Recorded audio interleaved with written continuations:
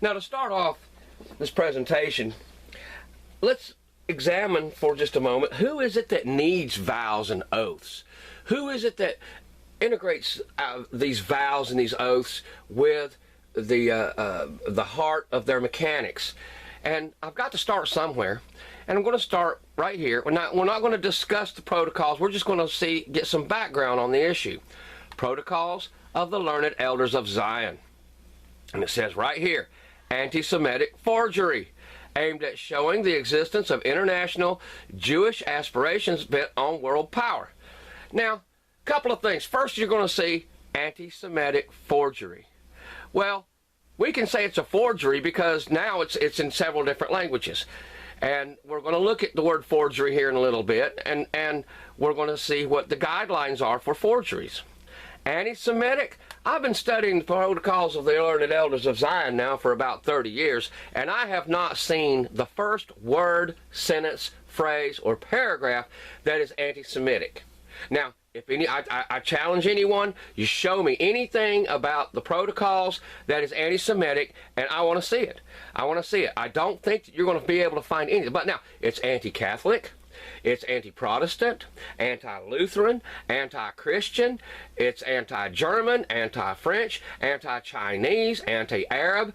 It's anti-everybody except the Zionists and the Jews, with one other group of people also who they have worked into their bliss, into their modus operandi.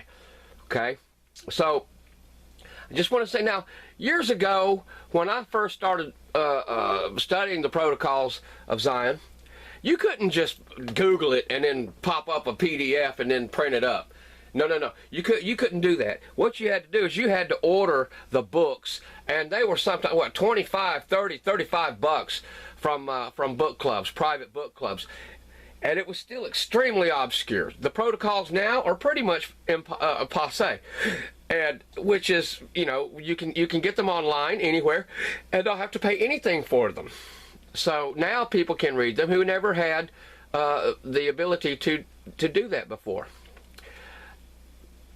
They did not gain widespread popular credence, nor at first did the versions launched during the second half of the century, that's the 1800s, by French Catholic authors like Burrell and Bailey, who associated Freemasons and Jews in an anti-Christian plot. Well, here we have our bound to oaths and vows, the Freemasons and the Jews in the very same sentence.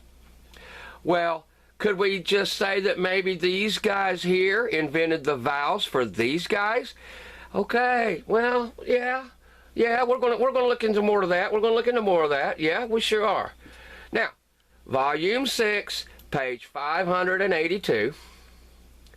Going to scroll to right here. Elders of Zion was concocted in Paris in the last decade of the 19th century, the 1800s, by an unknown, get this now, an unknown author working for the Russian secret police. Well, if he was unknown, how did you know he was working for the Russian secret police? I'm just saying that if he was in Paris and he was working for the Russian secret police, that would narrow it down to what, 20 guys, maybe 10 or less? The anonymous forger adapted an old French political pamphlet by Maurice Joly, who attributed it to, who said that Napoleon was trying to take over the world. Okay, everybody wants to rule the world, right? The dialogue was transformed into the protocols, which would be really, really misconstrued. I mean, you'd have to really go a long, long way to do that. Okay, under the cloak of modern democracy, they, meaning who is they here? They refers to the Zionists, already controlled the policies of numerous European states and were therefore very close to their objective. Well, there it is right there in the Encyclopedia Judaica. You don't have to make nothing up, man. I'm not going to be making up anything. Here's the first Russian public edition of the protocols appeared in 1905. 1904, 1905, perhaps, it don't matter. And I find this choice of words is really, really outrageous. The worldwide success of the protocols dates from 1919 to 1921. The worldwide success, excuse me? Excuse me, if it's so heavily anti-Semitic, why are you giving it worldwide success? Could there be a hidden reason for it? Possibly. Yeah. After the defeat of the white armies, Russian immigrants publicized the protocols in the West. What Russian immigrants? Well, who were they? Who were they? And I love this choice of words here. In the United States, it was even sponsored until 1927 by the influential and popular Henry IV I. Sponsored? He sponsored the protocols? Excuse me? He was all about world domination of the Zionists. What happened is back in the early 20s, when you purchased a Ford vehicle, you got copies of the Protocols of Zion laying on the seat. And he did that with other books too. He had one called like The Little Slavers about not smoking cigarettes. He would put these books on the front seat. You got the car, you drove it home, you picked up the books and you read them. So did he sponsor them? No, he did not sponsor them. He was totally against them. Totally. Sponsored. Henry IV would be rolling over in his grave. The theory of the occult power of the Jews, sworn enemies of German Christian culture. Well, I'm not making that statement up. The theory of the occult power of the Jews, sworn enemies of German Christian culture? Huh. Okay. Perfectly suited those reactionary propagandists. Okay. All right. I'm going to scroll down to here. Got one more thing to show you on this page here. Although, since 1945, no more than bibliographical curiosity in the majority of civilized countries, the protocols have been reissued in numerous Arab states, and President Nasser of Egypt publicly vouched for their authenticity.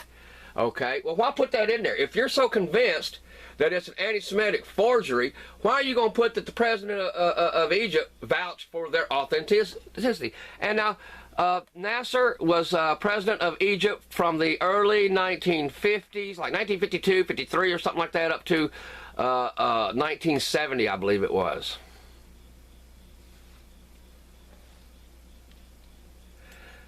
Next, I'm going to show you a page from this book,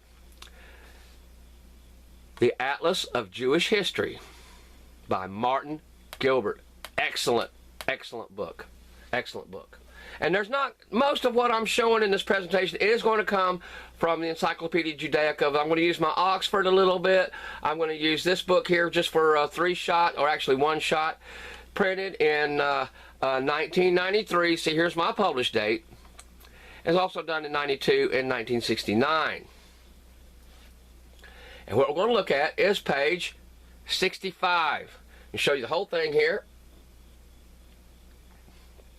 And what we're going to notice is that this is a map that shows you physically where all these protocols were printed, what years they were printed. Do you think the Catholics were printing them as heavily anti-Catholic, anti-Lutheran, anti-Eastern Orthodox, Russian Orthodox, Greek Orthodox, as heavy anti-Christian these protocols are? Do you think it was the Catholics printing them here in Warsaw, Paris, Prague, Vienna? Yeah, I guess it would take a stretch of the imagination. Look at how many times. And would the Catholics, even though it was so heavily anti-Christian, would they put how many times it was, what years? Would they keep track of all that? Would they keep track of it? And here's what we're going to start out here, the Protocols of Zion from 1903 to 1949. And I'm just going to scroll down here. You can read all this later. It's all right here. You don't have to make up nothing. You don't have to make up anything. But here, okay, here in Paris, they're going to be printed in what? We already know they're printed in Russian, and printed in French, and Barcelona, and Madrid. What language are they going to be printed in? Let's perhaps consider Spanish and Porto. That's going to be what? That could even be Basque or Portuguese. In Rome here, they're printed in Rome. What language is that going to be, would you say? 1920. Oh, that might be Italian, I would say. Here, down in Athens, Greece.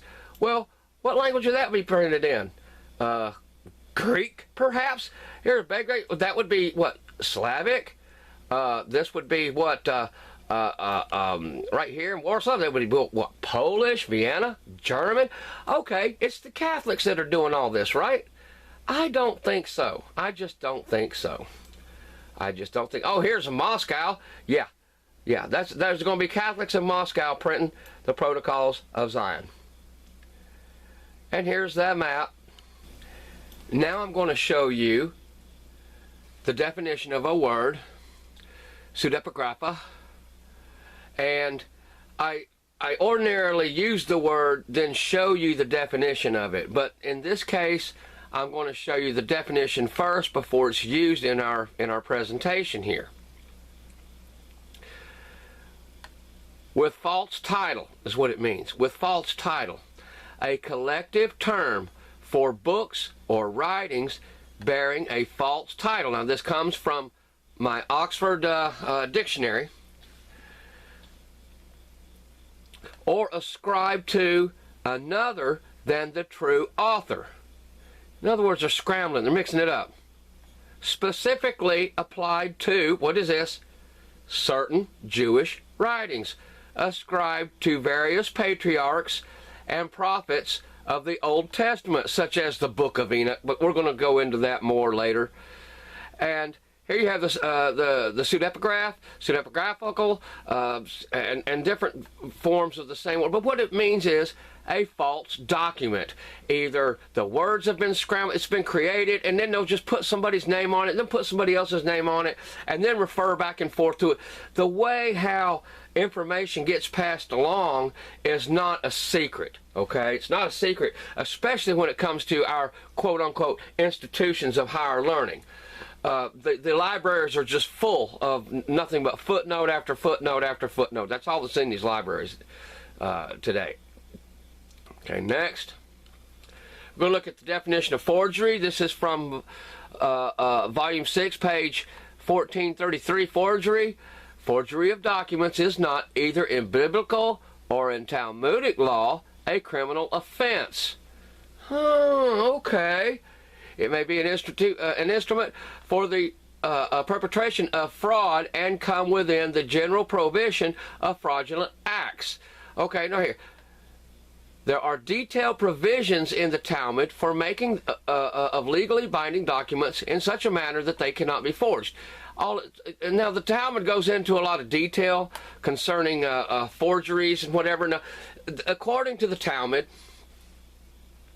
any document that is taken out of its original language and put into another language is considered a forgery. Now, it doesn't mean that it's not true. Let's say that I write a document in English, and then somebody translates it into German. Well, the German's a forgery, but it could be perfect translation. It doesn't matter. Well, same thing here with, such as with the protocols. Perhaps they may have been concocted in medieval Hebrew and turned into Russian. Would that not make it a forgery? Of course it would. Yes, most definitely. But you have all these little titulates in the Talmud of how to forge and what it is and what it's not. Oh, forgeries! Next page. Volume 6, page 1432. Since the essential characteristic of a forgery is its intent to deceive, the pseudepigraphical literature, which consists of religious admonitions and prophecies ascribed to the biblical patriarchs in order to give them greater spiritual force, and similar writings found among the Dead Sea Scrolls. Oh, okay. Okay, now we're going a little bit more clear to us. Forgeries, pseudepigraphical. Okay, you're going to catch these terms. Scroll down a little bit.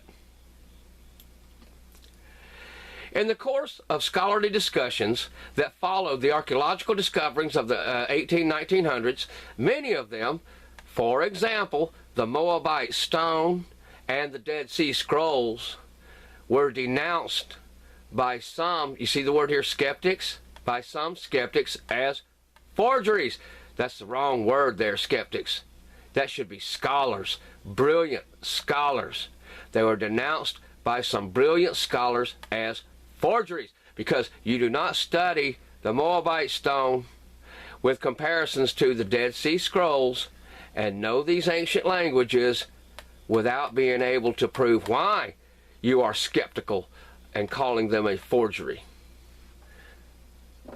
I'm just saying. Now, moving right along. Next, Freemasons. This is volume 7, page 122. Members of a secret society which developed out of craftsmen's associations originally consisting of Masons proper. From the 17th century, the society existed mainly as a social organization and cultivated a tradition of doctrines, passwords, and symbols, a ritual, get this, which is supposed to derive from the building of the first temple in Jerusalem. Oh, now we're going to go with a Hiram Abiff, Tubal Cain. Make it whatever you want. Make it whatever you want. Now, let me scroll back a little bit here, though. We see Freemasons there. And there's one sentence, another sentence, another sentence. Jacob, Judah, Leon, Templo. That's in what, the third sentence down in Freemasons? That's the third sentence down. And you'll never meet a Mason who knows who Templo is. Modern Freemasonry began in England in a pub around 1717. Okay? But you'll never meet a Mason who knows who Templo is. It just ain't going to happen. It just ain't going to happen. Hey, man, you know who Leon Templo is? But you're going to know. You're going to know here in just a little bit all about Templo. And here we're talking about the Constitution of the Freemasons, whether they were allowed to accept Jews. I'm just going to scroll it down so you can read it for yourself later. Masonic tolerance weakened as a result of attacks made on it by the traditional sectors of all religions who feared its all-embracing intentions. Okay. Now let's go to the next page. Volume 7, page 123. I'm just going to scroll down. Fact that the Masonic fraternity consisted exclusively of Christians, Jews, Muslims, and pagans were not and should not be allowed. Here, Jews, Muslims, and pagans were not and should not be accepted. But that's imprinted in the Judaica. I'm just saying, you're going to have to remember some of this stuff. You're going to have to remember some of it. I'm just going to scroll down, minding my own business. I'm just going to mind my own business and let you look at that. Anybody wants to look at it, just can't keep any secrets from you. In Germany, in the 1860s, Jews and Freemasons began to be identified as twin agencies. You could actually stop the sentence there, couldn't you? Responsible for undermining traditional society. I like that sentence. Just let you look at that. Let it sink in a little bit. Let it sink in a little bit. Because I got to do like 20, 30, 40 minutes just before you get to my punchline at the end. You've got to learn all of this because my punchline is short and sweet. And absolutely great and hilarious and everything else. But it's getting up to that punchline that's going to be hard for me. Let's go to the next page. Volume 7, page 124. Commonplace. Oh, wait a second. The Protocols of the Learned Elders of Zion, first published in 1904. Okay.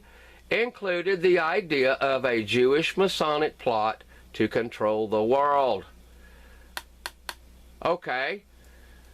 Is that what it was about? Well, how come we see the protocols listed in the section of Freemasons? Now, you're never going to meet a Freemason that knows anything about Templo, and you're never going to meet a Mason for sure who has ever read the Protocols of the Elders of Zion. If you do, the only thing he's going to say that he can say is that it's an anti-Semitic forgery. It's an anti-Semitic forgery. That's all he can say about it. It's an anti-Semitic forgery. Well, then just first ask him, say, well, what's anti-Semitic about it? And then you got him. I mean, there's nothing anti-Semitic about it at all. When the protocols were translated, now this again, this is in Freemasonry. When the protocols were translated into German and English in the 1920s, Jews and Freemasons were identified as the senator agents of the outbreak of World War I. Well, my question is who else could have done it? Was it the Catholics that did it? Was it the Greek Orthodox that did it? Was it the Eastern Orthodox that did it? So if it weren't for the Freemasons and the Jews, who could it have been? That's all I'm saying. I'm just saying. I'm just saying. And here is Templo. Here he is. Here's Templo. Now I'm going to scroll up here. I could scroll to the bottom. I'm not going to show you the caption. It just says that here's Templo. Templo, Leon Templo, died in 1675, Dutch rabbi and artist. What did he do? What did he do? What did he do? Here we go. Next page. Page 999, volume 15. He took a later model. He built models of the tabernacle, of different things, you know, life-size, big-scale stuff, which are really fantastic. I don't know if you ever get a chance to see a model of the tabernacle. They are very, very cool. He took that model with him to England in 1671 in the hope of selling it to Charles II. While there, he is said to have designated the coat of arms used by the English Freemasons. Okay, so who is that guy? He's the one that drew your coat of arms. And the coat of arms, it ain't that old. It happened just right as your club was getting started. It doesn't date back to the Templars. This stuff, there ain't no Templars.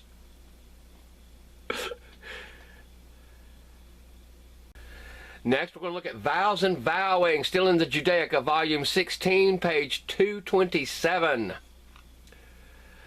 A vow is used in the Bible for a promise made to God to perform some deed, for example here, as well as for a prohibition which a person imposes upon himself to abstain from something which is otherwise permitted. We're going to scroll down to here. In the vow, the person prohibits the thing to himself by declaring, I take upon myself. In the oath, he prohibits himself to the thing by saying, I swear to do this or not to do this, etc., etc. It is with the second category of vow that the Talmud largely concerns itself and to which this entry is confined. Okay, great. The enormous importance of the vow and its serious consequences are reflected in the fact that a whole tract of the Talmud consisting of 11 chapters in the Mishnah, wow, that's a lot, are devoted to this. Now, we have a problem. No explicit provision is made there for the absolution of vows. There is no provision for the absolution from vows. But hey, we're going to give it to you. We're going to lay it on for you. Nevertheless, the rabbis evolved an elaborate machinery for the absolution of vows, but we're going to streamline it for you. Although they frankly admitted that the rules about the absolution of vows hover in the air and have nothing to support them. I guess we could say the same thing about the oath or the vow, couldn't we? Yeah. Yeah, we could. Okay, next is page 228. I'm just going to scroll down here.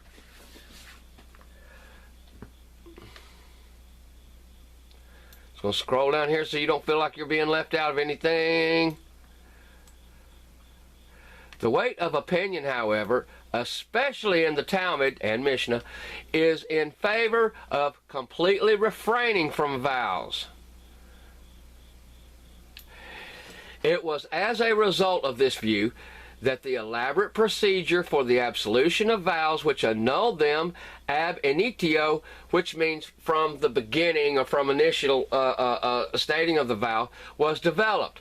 The annulment depended on finding a door of regret, the establishment of circumstances which the person taking the vow had not taken into consideration or known about at the time when he took the vow. Had he done so, he would not have taken the vow. Actually taken, this is a typo, and typos are very rare in Judaica. He would not have taken the vow. The annulment had to take place before a properly constituted bet din of 3. And the formula of absolution is, it is absolved to thee, it is absolved to thee. Okay, that's simple enough, isn't it? But no, we got one better than that. Vowing has practically disappeared from Jewish practice. I'm just going to scroll down here some more. And say, see also Nazarite oaths, Kol NIDREI. And the Kol NIDREI is where we're going. That's where we're going, ladies and gentlemen. That's where we're going right there. Right there. Next, oath. Self-curse. A self-curse made in conditional form that went into effect if the condition was fulfilled. For example, may harm befall me if I do so and so. Okay. Oh. I like this one here now. I like this one here now. The oath might be accompanied by a gesture expressive of the curse. Now that's where you get your throat slit. You see what I'm saying? Where you take the thumb and you rake it across your throat. That's where you get that. Now, is there any question of who invented that? Is there any question whatsoever of who invented this?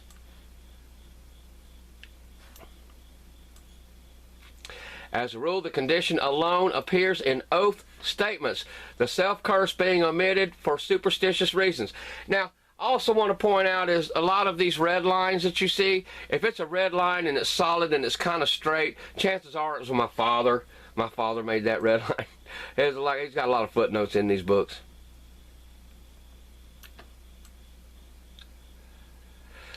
So essential was the curse that the oath might be cited in the form of a curse. So when you're given an oath or a vow, think about it for a second and just declare to yourself whether it is an oath or whether it is a curse. They're so close to each other. Why curse yourself with an oath? I'm just saying. Look at this. Moreover, the term curse, chala, freely interchanges with oath. Shavua or shavua. Look at that. Is that as plain as the nose on your face? I would hope so. Next page, 1296 of volume 12. One who swears, that is, one who invokes a curse upon himself. You do it to yourself. Just scroll down here. Oaths were associated with an invocation of God or some sacred and powerful equivalent. In other words, so help me God, so help me Yahweh, so help me this. So that's kind of where that's coming from. It's just showing you that, I swear, so help me God. I said I wasn't going to go into the protocols, which this video is not about the protocols, but I'm going to show you a couple of highlighted passages just in a couple of the protocols. This comes from protocol number 11, section 7. Okay? It is this which has served as the basis for our organization of secret masonry, which is not known to and aims which are not even so much as suspected by these goy cattle, attracted by us into the show army of Masonic lodges, in order to throw dust in the eyes of their fellows. And I had the word profane written here, and then I marked through it, but then that could be profane. Because see, if you're not in their club, if you're not in the club of Freemasonry, you are considered profane. I am profane. Okay? But here we go. These goy cattle. In the protocols, the Masons are called cattle. Oh, but not just here. Not just here. We got a couple more. Stay with me. Stay with me. Now we're going to go to protocol number 15, section 1. just to give you some idea, when we at last definitely come into our kingdom by the aid of coup d'etat, just thought that was nice, perhaps even a whole century, take the maybe, hey, we got times on our side.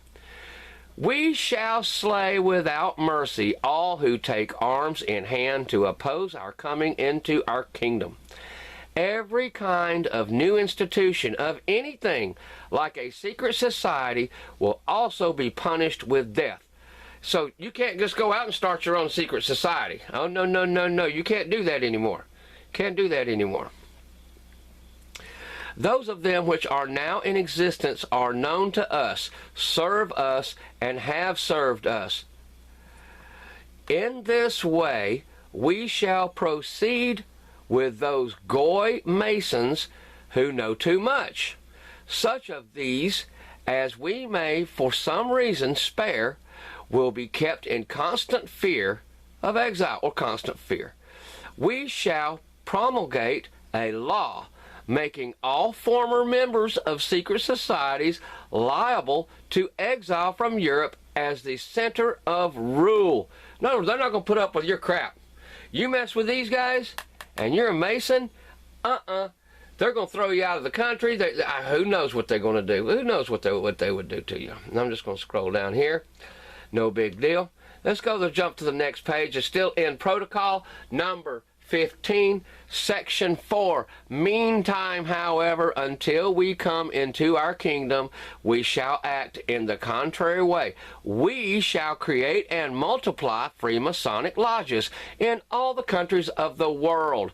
Absorb into them all who may become or who are prominent in public activity. What does that mean, prominent in public activity? That means lawyers, judges, politicians, and preachers, businessmen, accountants, everybody who's prominent in public activity. They want in these, for these lodges we shall find our principal intelligence office and means of influence. In other words, they're going to know everything that's going on, and this is how they're going to influence what the outcome is.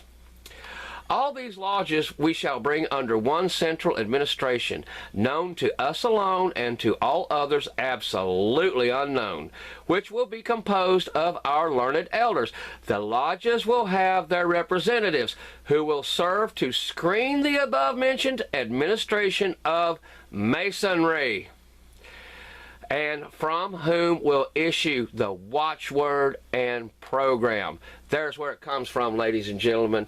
There's where your watchword, all of that's the hierarchy of the Freemasons, tells all the other lodges what to do. In these lodges, we shall tie together the knot which binds together all revolutionary and, get this, liberal elements. That's why in the lodge, even though you may be conservative, in the lodge, you ever notice how come in the lodge it's just so liberal and so liberal-minded? Oh, it's just like you want to get disgusted at it. But that's part of the agenda, but you don't know it until now. Their composition will be made up of all strata of society. The most secret political plots will be known to us and fall under our guiding hands on the very day of their conception. Among the members of these lodges will be almost all the agents of international and national police. That's why all your policemen are all part of Freemasonry. They are all part of the Brotherhood. And I really like this because it talks about how they can take nobodies and give them a platform, and they can make a speech and go, oh man, this is just great, this is great. They take these people who have never done anything, and just because you are a member of the club for 10 years, 20 years, 25 years, it gives you a status that you can get up there and speak, and everybody claps and tells you how good you did and all that kind of good stuff.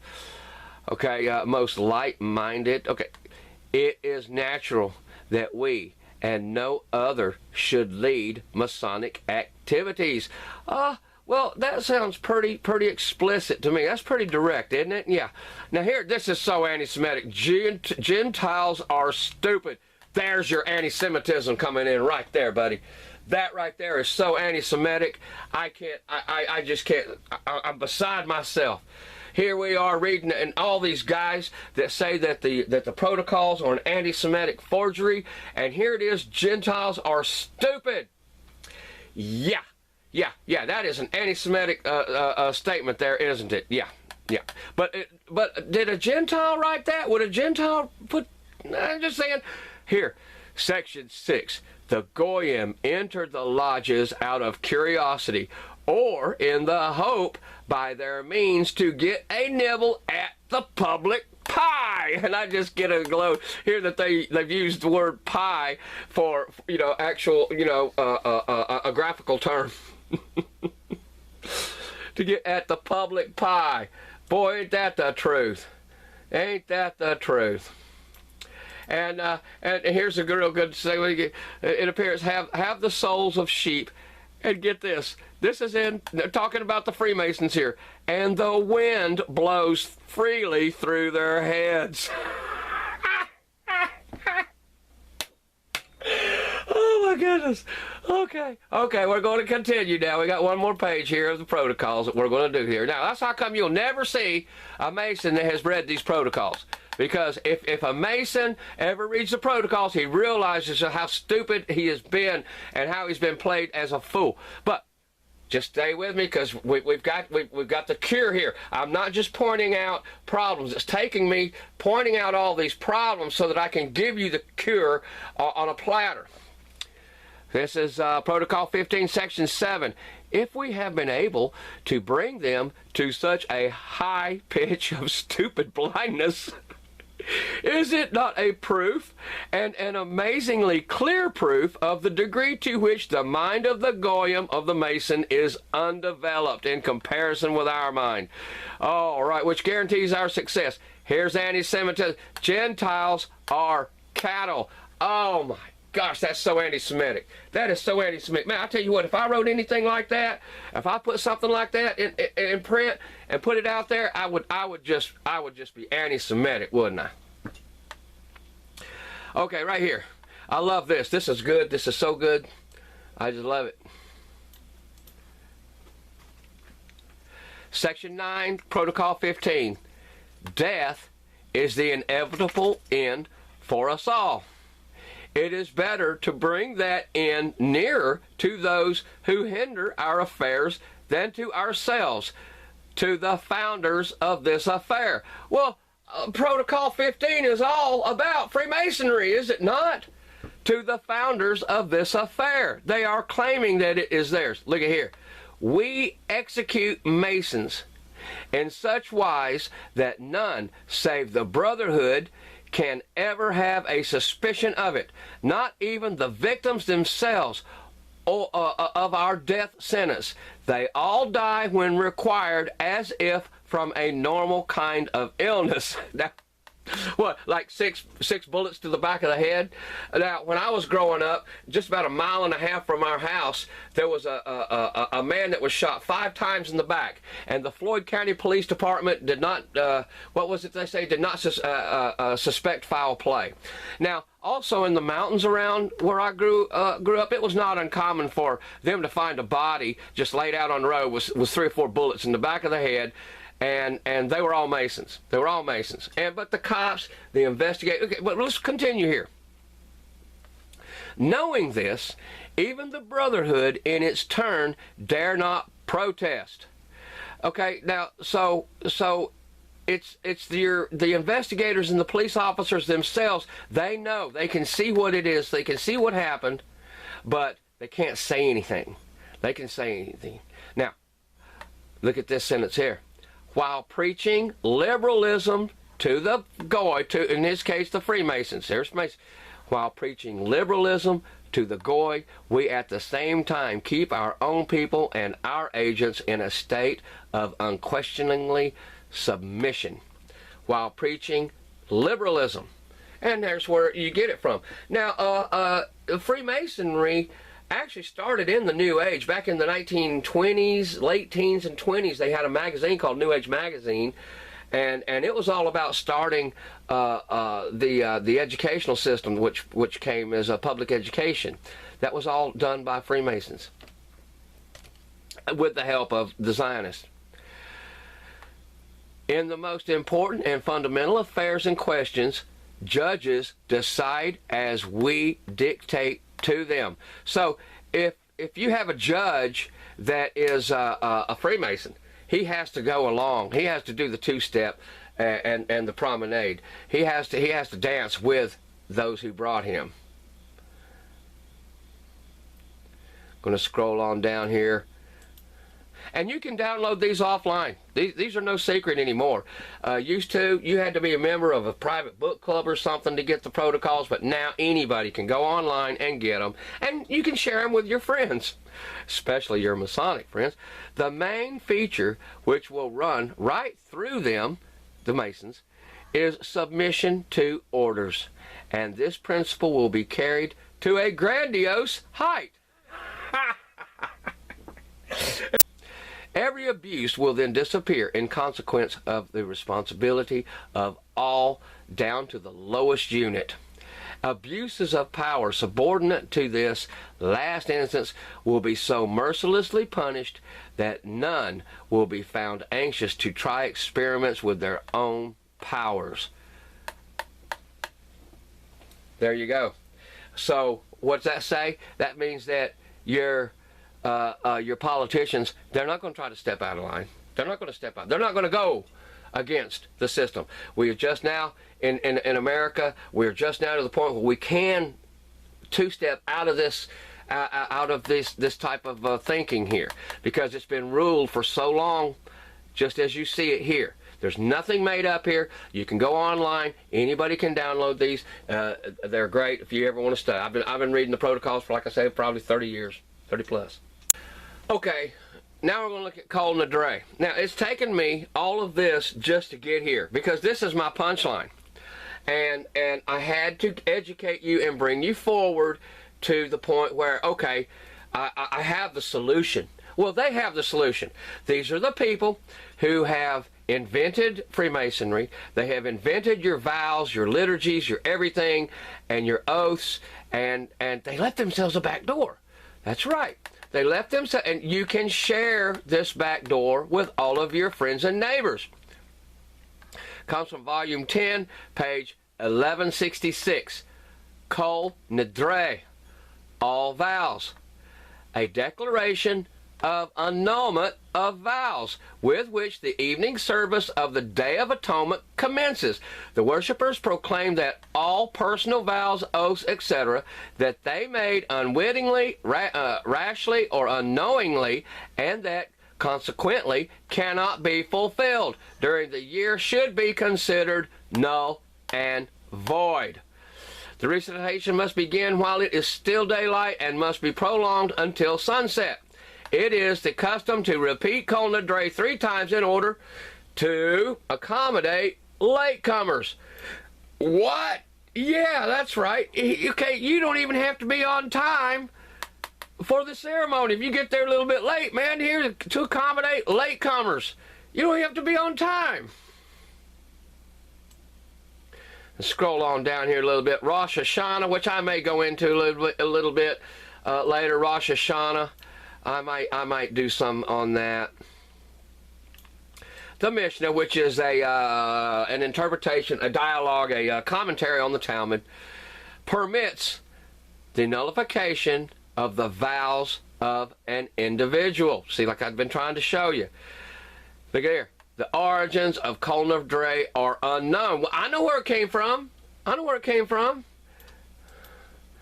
None of the many theories are conclusive.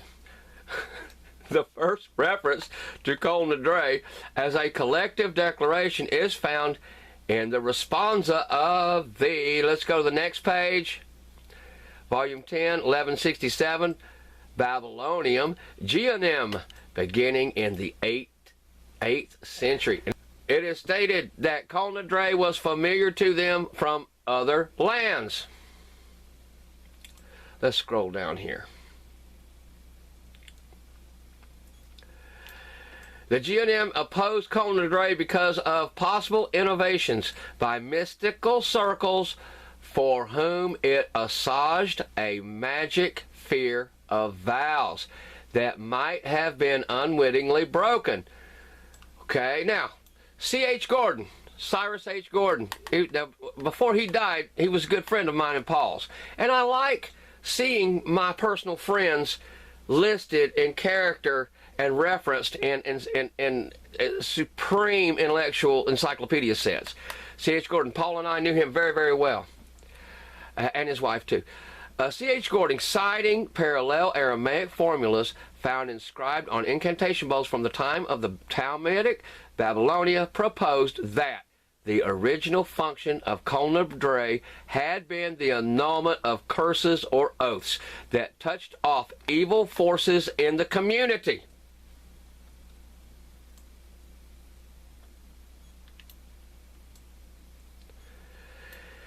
General acceptance had been gained for a Kol Nidrei formula. It invoked divine pardon, forgiveness, and atonement for the sin of failing to keep a solemn vow. This is your back door. This is what the people who invented everything that you've been suckered into, this is what they use. So, why should you be bound by an oath when the people that gave you the oath are not bound by it? Okay, I'm just saying. But reworded Kol Nidrei as an annulment of vows. Anti-Semites have frequently taken Kol Nidrei as evidence that the oath of a Jew is worthless. But you know what gets me about all this is that I have met Freemasons that just hate Jews. They just hate Jews. They have no idea whatsoever, and it's hard to explain it to them. Well, you know, I've tried it a couple. You know, the Jews made Freemasonry. Oh no! This goes back thousands of years, way before the Jews. Oh yeah, way before the Jews. Yeah, there weren't any Jews when Freemasonry come about. Yeah, and here a musical rendition. If you get an Encyclopedia Judaica and you go and you look at it, there is a song that you can actually sing the words in Hebrew. It's kind of like a Christmas carol, and it's several lines, and it goes on for maybe about 45 seconds, and then you repeat it or so. But just to let you know, you can actually sing it. Now, as far as the Kol Nidrei goes, and the prayer that you have to pray for the Kol Nidrei, just jump online and type it in. What's the prayer of the Kol Nidrei? And it'll come up right there, and you can change it. You can do whatever you want. It's got a lot of flexibility to it. And then all you do is the next time the Freemason wants you to pay your dues, the worshipful master just, oh man, I prayed the Kol Nidrei. I don't have to do that anymore. Well, what? What do you mean you did? Oh yeah, it's back door. It's back door. The guys that made Freemasonry, you can show them in your own Encyclopedia Judaica, or you can show them this video. Here it is right here. Here it is. Here it is. How to annul your vows and oaths. And this is exactly why they invented it.